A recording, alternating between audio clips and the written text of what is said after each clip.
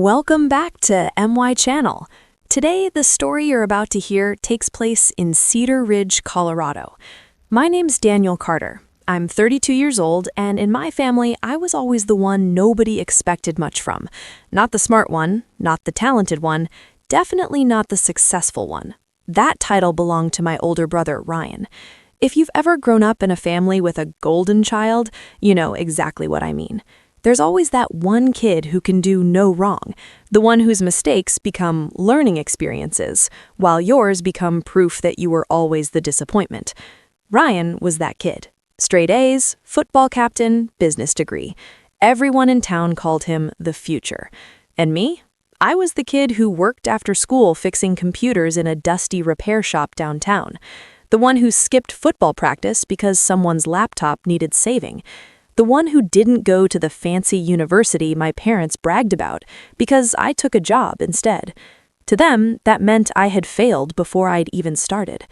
Have you ever felt like your family already decided who you were going to be, and there was nothing you could do to change their minds? Because that's exactly how it felt growing up in the Carter house. Dinner conversations always sounded the same. Ryan just landed another internship, my dad would say proudly. My mom would beam across the table like she'd personally negotiated the deal, and then someone would remember I was sitting there. Oh, and Daniel's still doing that computer thing. That computer thing. That was how they described the job that paid my rent, the job that eventually became my entire career. But back then, to them, it was just a hobby. I used to tell myself it didn't bother me, that I didn't need their approval, that I'd prove them wrong someday. But the truth is, when the people who are supposed to believe in you don't, it sticks with you in ways you don't even notice at first. And the moment that finally broke something inside me happened 3 years ago, at my parents' anniversary dinner. But before I tell you what happened that night, I'm curious about something. Where are you watching this from right now? And what time is it where you are? I always wonder how far these stories travel. Anyway, the restaurant my parents chose that night was the kind of place with white tablecloths and waiters who spoke so quietly you had to lean in to hear them. Ryan arrived late, of course. Golden children always make an entrance. He walked in wearing a tailored suit, shaking hands with my dad like they were business partners instead of father and son. My mom practically floated out of her chair to hug him. "Everyone," she said, loudly enough for the entire table to hear. Ryan just closed on his first real estate investment. Applause. Actual applause from our extended family. My uncle leaned over to me and whispered, "That kid's going to own half this town someday." Ryan smiled modestly, the way people do when they know they're winning. Then my mom turned to me. "And Daniel," she said, "is still figuring things out." Still figuring things out at 29 years old. I remember the way the table got quiet. Not awkward quiet, pity quiet. Like everyone there silently agreed with her. Have you ever sat at a table full of people who all seem to agree you're the least impressive person in the room? It's a strange feeling, like you're fading into the wallpaper while everyone else shines. But the worst part of that night didn't happen at dinner. It happened 2 weeks later, when my parents called a family meeting. Now, if you've ever heard those words from your parents, you already know it's rarely good news. They invited Ryan and me over to the house we grew up in, the same house where every report card, every argument, every quiet moment of feeling like the extra kid had happened. My mom had tea ready. My dad had paperwork spread across the table. Ryan leaned back in his chair like he already knew what was coming. And in a way, he did. My dad cleared his throat.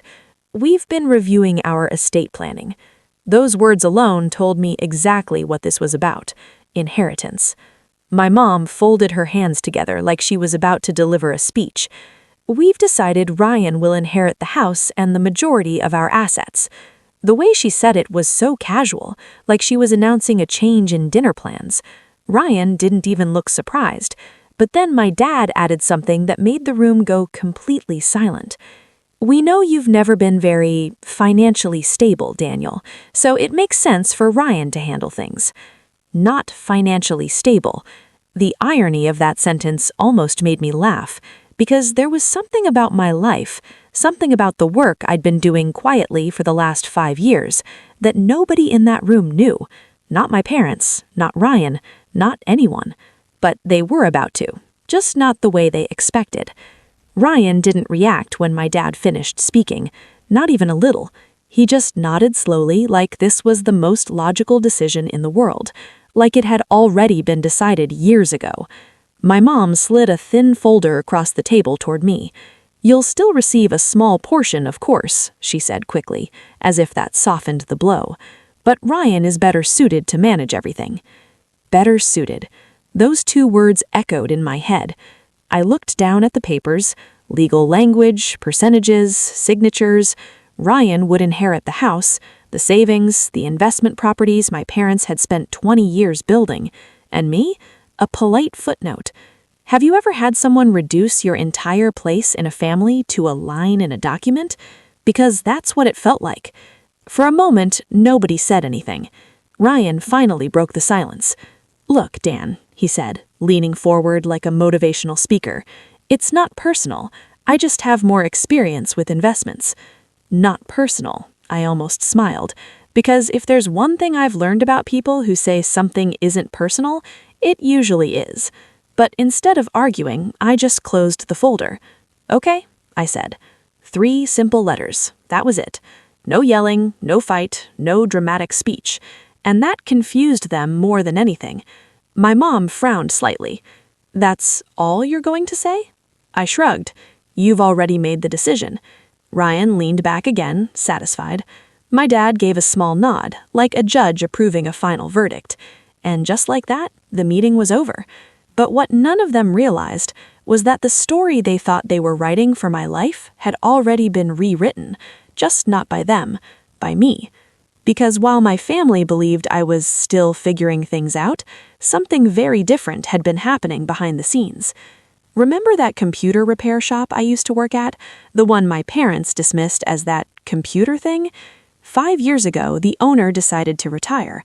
Most people assumed the shop would close, but instead, I made him an offer, a small one. At the time, it was everything I had saved. He laughed when I suggested it. Not in a cruel way, more like someone humoring a kid with a big dream. But then he looked at my numbers, at the client list I had quietly built, at the contracts I'd negotiated with small businesses around town to manage their networks, and suddenly he wasn't laughing anymore. 2 months later, the shop was mine. At first, nothing changed. Same tiny storefront, same cluttered workbench, same customers walking in with cracked screens and fried hard drives. But behind the scenes, I started expanding. Server management, cybersecurity contracts, network infrastructure for small banks and credit unions. And here's something most people don't realize. Banks are terrified of cyber attacks. So when a small tech company offers affordable security solutions, they listen. 1 contract became 2, 2 became 10, 10 became partnerships. By the time my parents held that inheritance meeting, my company had already grown far beyond that tiny repair shop. But I never told them, not because I was hiding it, but because they never asked. Funny how that works. People decide who you are and stop looking for any evidence that might prove them wrong.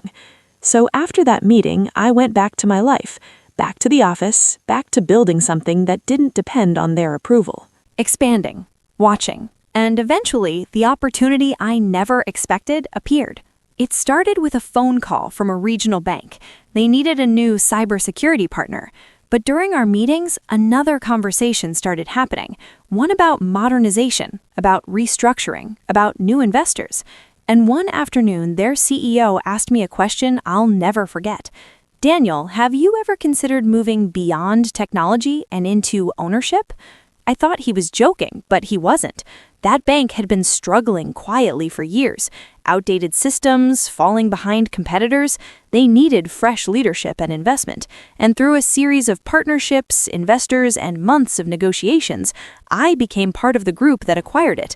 Not the face of the bank, not the CEO, but one of the primary owners, which meant something very important, something my family didn't know, something Ryan definitely didn't know.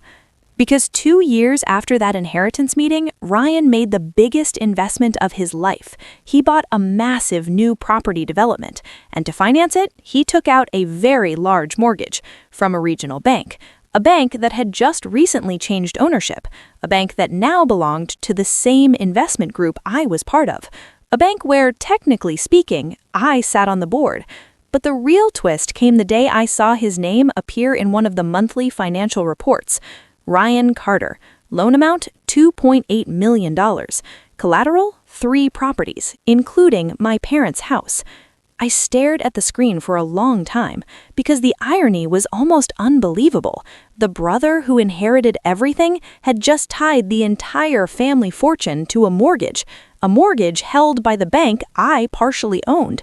And the best part? None of them had any idea. Not yet, but they were about to find out. Because 3 months later, Ryan's development project started collapsing. Costs skyrocketed, investors pulled out, deadlines were missed, and suddenly the golden child who could do no wrong was drowning in debt.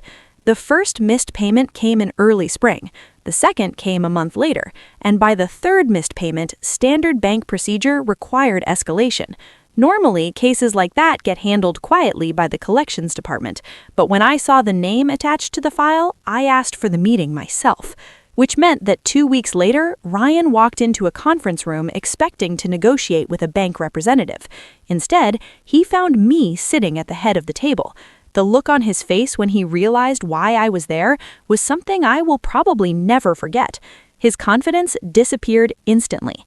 "Daniel?" he said slowly. My parents had come with him. My mom looked completely confused. "What are you doing here?"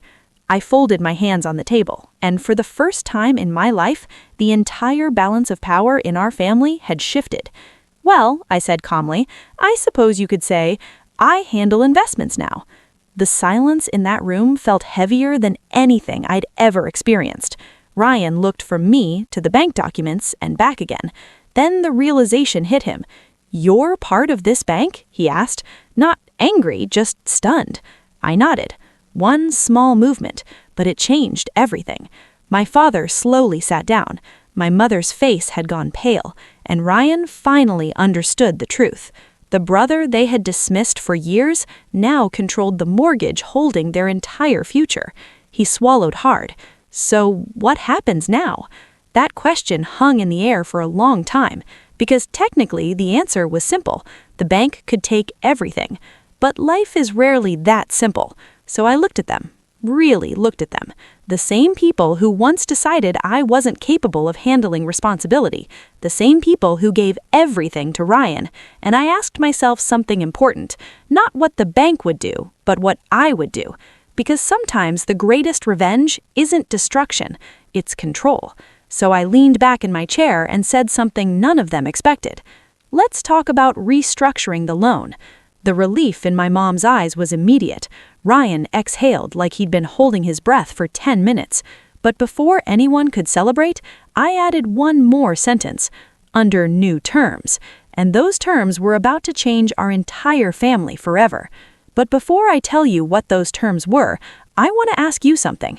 If your family only respected you when you had power, would you help them or would you walk away?